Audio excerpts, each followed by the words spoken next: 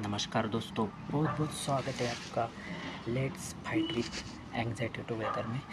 और पिछले वीडियो को मुझे बहुत ही अच्छा रिस्पांस मिला। इसके लिए एक और वीडियो मैं बनाने जा रहा हूँ। तो ये जो वीडियो है तो ये मैं बनाने जा रहा हूँ कि नेटवर्क मार्केटिंग जो फ्रॉड रहता है तो वो किस तरह से होता है। तो इसके बारे में मैं बनाने जा रहा हूँ ये वीडियो। तो देखिए, तो इसमें जो होता है नेटवर्क मार्केटिंग फ्रॉड क्या होता है तो ये सब आपको पता ही होगा। तो मैं खासकर इस बात पे ये वीडियो बनाने जा रहा हूँ कि आपके जो नज़दीक के दोस्त रहते हैं, आपके जो रिश्तेदार रहते हैं या जिन पर आप बहुत भरोसा करते हैं, तो ऐसे ही लोग आपको धोखा देते हैं, आपके नज़दीकी दोस्त धोखा देते हैं। देखिए, इतिहास से ये चलता आया है। अगर हम इतिहास देखेंगे तो हमारे जो छत्रपति शिवाजी महाराज जी थे, इनको भी नज़दीकी लोगों ने ही धोखा दिया। संभाजी महाराज भी धोखे से औरंगजेब के कब्ज़े में आए थे, ये सबको पता है। ऐसे बहुत सारे इतिहास में लिखा है कि जो नज़दीकी लोग रहते हैं तो वही आपको धोखा देते हैं, तो ये ध्यान में रखिएगा। तो ये जो एमएलएम नेटवर्क मार्केटिंग जो फ्रॉड रहता है तो ज़्यादातर ये जो करते हैं तो आपके जो नज़दीक के दोस्त रहते हैं तो वही करते हैं। तो ये कैसे, तो ये मैं आपको बताने जा रहा हूँ। तो ये मेरी स्टोरी मैं आपको बताने जा रहा हूँ। तो इससे हो सकता है कि आप कुछ अनुभव, आप कुछ इससे सीख सके।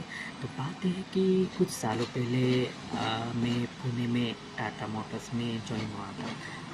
और वहाँ पे मैं भी गांव से था। वहाँ पे भी एक और दोस्त था तो जिसका नाम था किरण, और वो भी गांव से, दूसरे गांव से वहाँ पे आया था।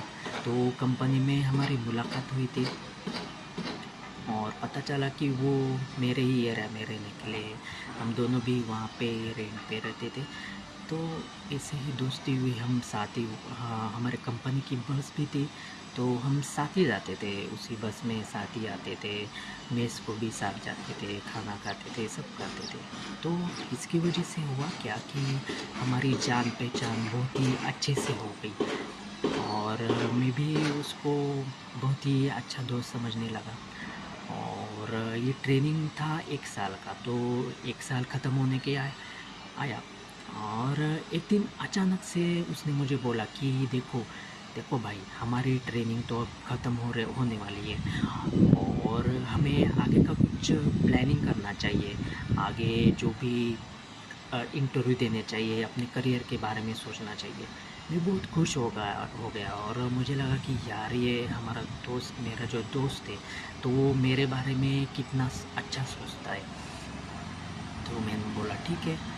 तो दूसरे ही दिन उसने बोला कि आज शाम को नज़दीक में ही एक इंटरव्यू है, एक हॉल है, वहाँ पे हमें कुछ बहुत ही इम्पोर्टेंट जानकारी देने वाले हैं इंटरव्यू के लिए। तो मैंने पूछा कि भाई कंपनी कौन सी है और ऐसे हॉल में क्यों बुलाया है। तो उसने मुझे कुछ ज़्यादा जानकारी तो नहीं दी और मुझे भी उस पर बहुत भरोसा था। तो इसके लिए मैंने भी कुछ बोला नहीं उसको। तो ठीक है, तो हम वहाँ पे चले गए। तो उसके बाद एक के बाद एक वो स्पीच झाड़ने लगे हॉल में, वो कोट भी पहन के। और अभी मुझे सब पता है उसके बारे में, उनकी ट्रिक्स भी सब पता है, लेकिन उस टाइम मैं नया था वहाँ पे, पहली बार ही एक्सपीरियंस था, तो मुझे पता नहीं था कि एमएलएम क्या होता है, नेटवर्क मार्केटिंग क्या होता है।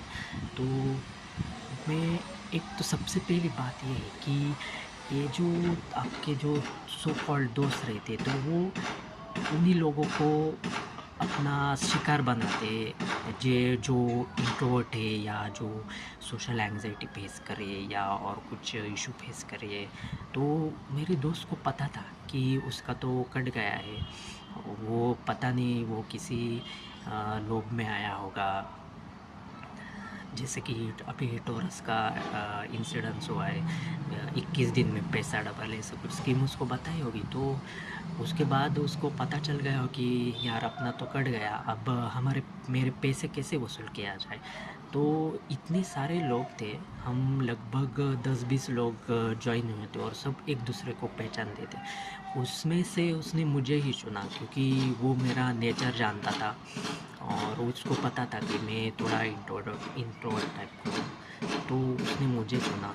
और जब ये सेमिनार वगैरह हो गया, उसके बाद में ये जो कोर्ट वाले थे, इन्होंने ये मुझे एक गाड़ी में बिठाया। उन्होंने गाड़ी बंद कर दी और एक फॉर्म लिया, बोले कि ये फॉर्म भरो। तो मैंने, वो मेरा दोस्त भी बैठा था अंदर, तो मैंने उसकी तरफ देखा। एक तो देखिए, पहले तो मैं एक इंट्रोवर्ट और शाय टाइप का आदमी इंसान हूँ, तो ऑब्वियसली उनको पूछने के बजाय मैं अपने दोस्त की तरफ देखने लगा और बोलने लगा कि ये क्या है, ये मतलब किस चीज़ का फॉर्म है। लेकिन वो अपना मुंह छुपाने लगा, मुझे कुछ समझ नहीं आ रहा था और मैं डर भी गया था बहुत सा, क्योंकि एक तो पुणे में मैं नया था और मुझे लगा कि शायद ये मतलब मुझे कहीं पे पता नहीं, अजीब सा डर लगा मुझे कि ये मुझे किडनैप वगैरह करके तो नहीं ले जाएंगे, ऐसा कुछ अजीब अजीब ख्याल आ रहे थे। तो वो बोले कि अभी 8,000 तुम्हें भरने होंगे, ये फॉर्म भर दो और चले जाओ। तो मैं बहुत डर गया था उस टाइम। पता नहीं, मैं आपको बता नहीं सकता। आपके लिए बहुत ही ये मतलब आसान होगा, या आप मुझे हंस रहे होगे कि यार इतनी सी चीज़ के लिए तुम इतना डर रहे थे। लेकिन जिनको सोशल एंग्जाइटी है, या जो इंट्रोवर्ट या एंग्जाइटी है कोई डिफरेंट टाइप की, तो वो ये बहुत अच्छे से जानती है कि ये फीलिंग क्या है। उस टाइम में सिर्फ उस सिचुएशन से बाहर आना चाहता था, तो मैंने बोला मेरे पास तो इतने पैसे नहीं हैं। और उसके बाद उन्होंने बोला ठीक है चलो 1,500 रुपये तो दे दो। तो किसी भी तरह मुझे उस सिचुएशन से जाना था, निकल जाना था, तो मैंने झट से वो फॉर्म भरा और पैसे देकर मैं भाग आया। लेकिन उस दिन मुझे ये बात समझ में आई। तो मेरा एक और दोस्त था और मैंने उसको बोला कि ऐसा ऐसा हुआ है मेरे साथ, वो हॉल में लेके सेमिनार में लेके गया था मुझे। तो वो ज़ोर ज़ोर से हंसने लगा और वो बोला यार तुम भी इस स्कीम में फंस गए क्या, ये नेटवर्क मार्केटिंग होता है। और उस टाइम मुझे पहली बार पता चला कि ये नेटवर्क मार्केटिंग क्या होता है, ये बंदे जोड़ने पड़ते हैं। लेकिन बात ये देखिए ना कि मैं जिस दोस्त पे भरोसा करता था और मतलब हम साथ में ही जाते थे, तो उसी ने मेरे साथ ये किया। तो ऐसे ही होता है रियल लाइफ में भी, ऐसे ही होता है कि जिन पे आप भरोसा करते हैं ना, तो वही आपका काटने की कोशिश करते हैं। तो ऐसे लोगों से प्लीज़ आप अपना ध्यान रखिए, स्पेशली अगर आप सोशल एंग्जाइटी फेस करते हो, क्योंकि आपको उस टाइम समझ में आता है, थोड़ा सा आपको एक रेड फ्लैग दिखाई देता है, लेकिन आप उस टाइम पे कुछ भी डिसीजन नहीं दे सकते। तो इसी चीज़ का ये लोग फ़ायदा उठाते हैं। तो उस दिन के बाद में ना मैंने ज़्यादा किसी से दोस्ती की। आज भी मेरे 1-2 ही दोस्त हैं, ठीक है। तो प्लीज़ ये बात आप ध्यान रखिए।